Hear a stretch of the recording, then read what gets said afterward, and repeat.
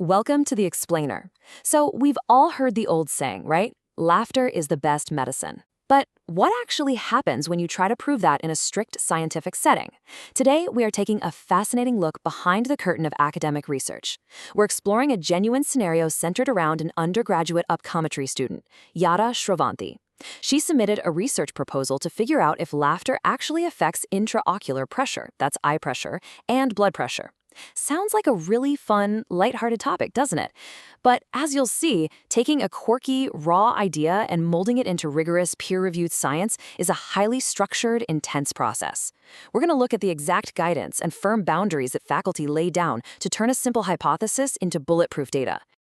Okay, let's dive right into this. We are going to systematically deconstruct how this all works. We'll start with the laughing patient hypotheticus itself, talk about setting firm academic boundaries, and then separate fact from clinical fiction. From there, we'll get into designing the perfect study, making sense of the data, and finally navigating the path to publication. First up, Section 1, the laughing patient hypothesis. The core topic submitted by the student was literally the influence of laughter on intraocular pressure and blood pressure. It's incredibly catchy. Intraocular pressure, or IOP, is the fluid pressure inside your eye, which is obviously a major factor in things like glaucoma. So the idea that simply having a good laugh could influence this, along with your blood pressure, is super timely and interesting. But faculty immediately flag this. Why? Well, topics like this are a bit of a double-edged sword. Because it's so appealing, it desperately needs careful framing, verified methodology, and incredibly clean data before anyone even thinks about trying to publish it. Without all that rigorous backing, it's just a fun anecdote. It's not science. Moving to Section 2, setting firm academic boundaries. There is a foundational principle of academic mentorship laid out perfectly in the faculty's guidance note. It explicitly states, this note does not write the student's paper, thesis, abstract, or manuscript. Essentially, the faculty guide is a compass, not the driver. They're there to offer intellectual feedback and check the methodology for sure, but the actual heavy lifting, the revising, the analysis, the framing, that remains entirely on the student's shoulders. It's absolutely crucial to ensure the student learns how to do the actual work of scientific refinement rather than just waiting for a professor to fix it for them. Section 3, Fact versus Clinical Fiction.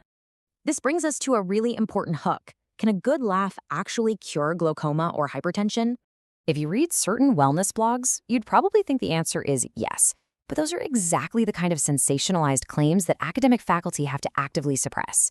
So the crucial point is understanding the dividing line. It's totally acceptable to observe a short-term physiological change in a healthy person, but it is entirely unacceptable to make long-term clinical claims about treating serious diseases.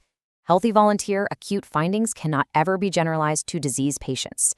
A temporary drop in eye pressure after watching a comedy special doesn't mean you've cured glaucoma. Maintaining that strict distinction is literal make or break for scientific integrity. To keep things grounded, the faculty mapped out the evidence. For intraocular pressure, current evidence shows a brief laughter exercise might cause a modest transient reduction in healthy adults. Okay, cool, that justifies an exploratory study. For blood pressure, data from things like laughter yoga justifies measuring heart rate. But here's the catch when it comes to the why. Things like autonomic modulation or stress reduction, the student is warned that these are only possible explanations. They are not proven facts. You cannot state a mechanism is a fact unless you directly measured it in your study. It's all about reining in those assumptions.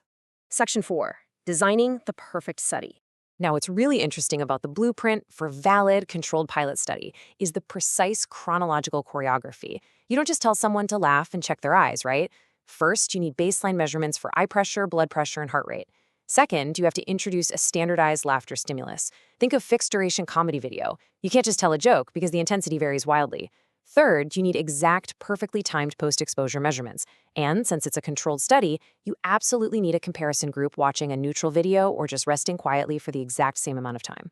And all of that careful planning brings us to the real headache, the confounders. These are basically the booby traps that can ruin a study overnight. Did the participant have coffee right before? Boom, that changes blood pressure. Did they just exercise? Did they sleep well? Are they anxious? Even the physical act of measuring is a minefield. If the person squeezes their eyelids during the eye test, the pressure artificially spikes. If the blood pressure cuff is the wrong size, the reading is useless. Strict methodology, down to recording the exact time of day you took the measurements, is absolutely vital. Section 5, making sense of data. So you have your data. Now the math has to be just as honest as the methodology. The faculty lays out a clear statistical gauntlet. You start simple, descriptive stats, like your means and standard deviations. Comparing baseline to post-laughter, you use a paired t-test or a Wilcoxon test. If you measured multiple times, you step up to a repeated measures ANOVA. But here's the kicker. Researchers cannot just rely on a p-value to claim a finding is significant. They have to report effect sizes and confidence intervals to show the real impact. And the golden rule of science? You absolutely do not hide non-significant outcomes. No cherry picking, only the data that makes your hypothesis look good. Section 6. The path to publication. Before any journal submission can even be considered, we hit the ultimate academic hurdle. Listen to this snippet from the actual ready-to-email faculty message. We will not write the paper, thesis, abstract, or manuscript for you. The final academic content must remain your own work under your guide supervision. It's an authentic, behind-the-scenes look at academic authority. The student wants journal publication support, but the faculty is hitting the brakes hard. It's an ultimatum. Prove the integrity of your work before the university attaches its reputation to a journal submission. And that ultimatum comes with a seriously tight timeline. The moment they get this feedback, the student has exactly 5 working days to hand over the goods. We're talking a thesis draft, the raw data sheets so the faculty can actually check for missing values, the protocol, instrument details, and all the ethics documents.